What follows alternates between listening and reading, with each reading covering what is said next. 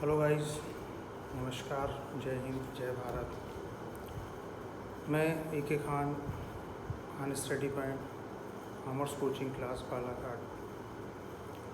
मैंने इसके पहले आपको वीडियो जारी किया था और उस वीडियो में मैंने कॉमर्स के बच्चों के लिए कुछ सजेशन दिए थे। आज मैं फिर बच्चों से कहना चाहूँगा कि जब बच्चे स्टडी करते हैं, देखने में आता है कि बच्चा नर्सरी से लेकर 10th क्लास तक काफ़ी स्टडी करता है और 11th क्लास में जाके कॉमर्स लेता है।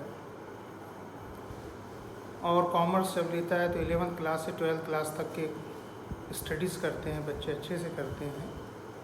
लेकिन जैसे ही कॉलेजेस में जंप करते हैं तो बच्चों में देखा जाता है कि जो डिसिप्लिन स्कूल लाइफ में होता है वो कॉलेज लाइफ में बच्चे थोड़ा सा उसको लूज़ छोड़ देते हैं। जबकि इतना संघर्ष करते हुए बच्चे आगे बढ़ते हैं तो कॉलेजेस में बच्चों को स्कूल से ज़्यादा संघर्ष कॉलेज में करना चाहिए। क्योंकि अब उनका आगे फ्यूचर बनने जाता है।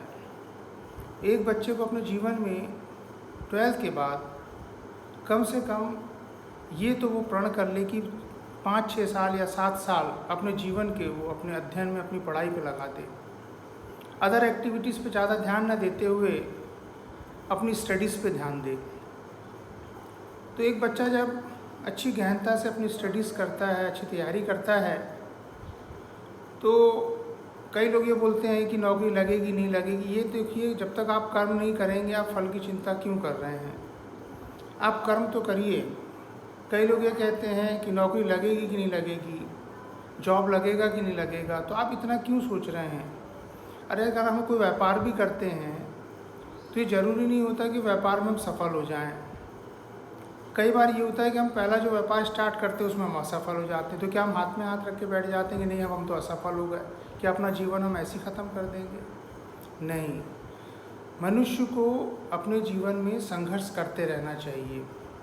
जब तक वो संघर्षरत नहीं होगा कामयाबी कैसे मिलेगी? अगर एक बार हम विफल हुए हैं, दोबारा आप ट्राई करें। दोबारा विफल हो गए, आप फिर ट्राई करें। इसकी सीख हमको एक चींटी से ले लेनी चाहिए। आप लोग सब इसके बारे में सुना भी होगा कि एक चींटी अपने से अधिक भार लेकर चलती है और वो जब किसी ऊंचाई पर चढ़ती है, अगर मान लो वो गिर जाती है तो फिर से उठ के चलना शुरू कर देती है। और ऐसे करते करते एक समय आता है कि वो अपने गंतव्य स्थान पर पहुंच जाती है। तो एक मनुष्य को हमेशा संघर्षरत रहना चाहिए, कभी हिम्मत नहीं हारना चाहिए।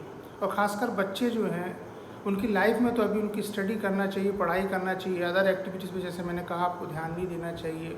ज़्यादातर फोकस आपको अपनी पढ़ाई पे, अपने अध्ययन पे करना चाहिए।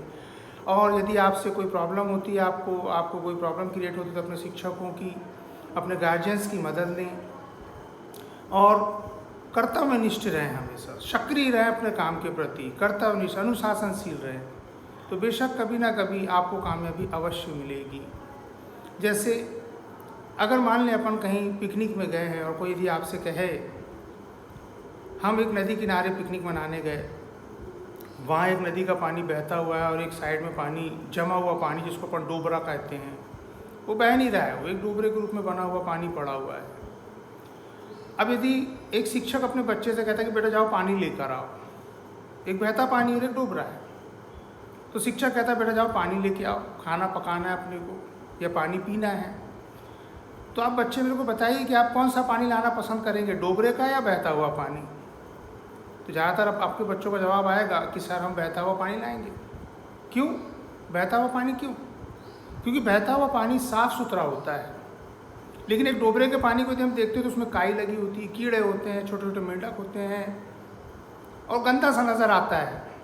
तो मेरा कहने का तात्पर्य यही हुआ कि कोई भी व्यक्ति अपने जीवन में उसको सलाम करता है जो ज़िंदगी में आगे बढ़ते रहता है। तो अपने जीवन में अपने को हमेशा आगे बढ़ते रहना है, संघर्ष करते रहना है। कामयाबी तो हमको कभी ना कभी अवश्य मिलेगी। लेकिन डोबरा बन के अपने जीवन को ख़राब नहीं कर देना है कि हम डोबरा बन गए, आप सोच लीजिए कि हमारे पास ज़िंदगी में कुछ नहीं है। तो डोबरा एक ऐसी चीज़ होती है कि एक समय, एक वेदर कंडीशन जब परिवर्तित होती है, ग्रीष्मकालीन ऋतु आती है, तो आपने देखा होगा नदी किनारे हम जब कहीं जाते हैं तो डोबरा जो होता है उसका सिर्फ एक अस्तित्व रह जाता है। उसको देखने से लगता है कि यार यहाँ कभी कोई पानी भरा था। लेकिन बहता हुआ पानी भले ग्रीष्म ऋतु में पानी कम हो जाए लेकिन वो बहता हुआ रहता है, चलते रहता है, चलायमान रहता है। और तो भी हम उसको पीने की इच्छा जाहिर करते हैं। तो अपने जीवन में हमेशा इंसान को बहता हुआ पानी बनना चाहिए, ना कि डोबरा। तो मेरे छात्रों से और कॉमर्स के बच्चों से और भी अन्य विषय के बच्चों से मैं कहना चाहता हूँ कि अपने जीवन में आप हमेशा प्रयासरत रहें, कर्तव्यनिष्ठ रहें, अनुशासनशील रहें और जिस भी विषय का हम अध्ययन करें गहन चिंतन से करें। जैसा कि मैंने आपसे कहा कि अपने जीवन का आप 12th के बाद 5 से 6 साल या 7 साल अपने अध्यापन में निछावर कर दें, अन्य किसी एक्टिविटीज़ पे ध्यान ज़्यादा ना दें। मैं ऐसा भी नहीं कह रहा हूँ कि आप पढ़ते ही रहें, अदर एक्टिविटीज़ जैसे आप खेलना कूदना है, आपके कुछ मनोरंजन है वो भी करिए, लेकिन ज़्यादातर समय आप अपने अभ्यास पे दीजिए, अपनी पढ़ाई पे दीजिए और अपनी पढ़ाई पे फोकस करिए। और यदि कोई परेशानी आती है तो अपने शिक्षकों का मार्गदर्शन लें, अपने गार्जियंस का मार्गदर्शन लें और ज़्यादातर हो सके तो अध्यापन कार्य से जुड़े रहें। किसी के बहकावों में और किसी के कहने पे आप ना जाएं, सेल्फ डिसीजन लें और हमेशा मनुष्य को सेल्फ डिसीजन लेने वाला बनना चाहिए। ऐसा नहीं कि किसी से सलाह लें कि मैं पढ़ूं या नहीं पढ़ूं। आपकी इच्छा जो बोलती है अपनी इच्छा अनुसार करें और अपने आप को आप हमेशा एक सक्रिय विद्यार्थी या छात्र के रूप में प्रदर्शित करें। स्कूल या कॉलेज भी यदि आप जाते हैं तो आप हॉनेस्ट ही रहें, अपने पढ़ाई के प्रति ईमानदार रहें, क्योंकि देखिए आप यदि अच्छा पढ़ेंगे तो वो आप ही के काम आने वाला है, किसी दूसरे के काम नहीं आने वाला है। तो कॉमर्स का एक शिक्षक होने के नाते मैं कॉमर्स के बच्चों से भी कहना चाहूँगा कि जब आप पढ़ाई करते हैं तो जैसे कि मैंने अपने पूर्व वीडियो में कहा भी था कि अकाउंट एक ऐसा विषय है जिसके प्रैक्टिकली नॉलेज आपको अच्छे से आने चाहिए। थ्योरी तो आप स्टडी कर लेते हैं, लेकिन practical knowledge is best of better than. आप जब तक अकाउंट अच्छे से नहीं सीखेंगे तो आप अकाउंटेंट कैसे बनेंगे। तो बच्चों से मेरा यही आग्रह है कि आप अब जब अकाउंट पढ़ें तो अच्छे गहन चिंतन से पढ़ें, अकाउंट के बेसिक सीखें और यदि कोई परेशानी आती है तो अपने शिक्षकों की मदद लें और अपने परेशानियों को दूर करें। आगे की वीडियो के लिए आप इंतज़ार करिएगा। आज तक के लिए इतना, मैं आपसे विदाई लेता हूँ। नमस्कार।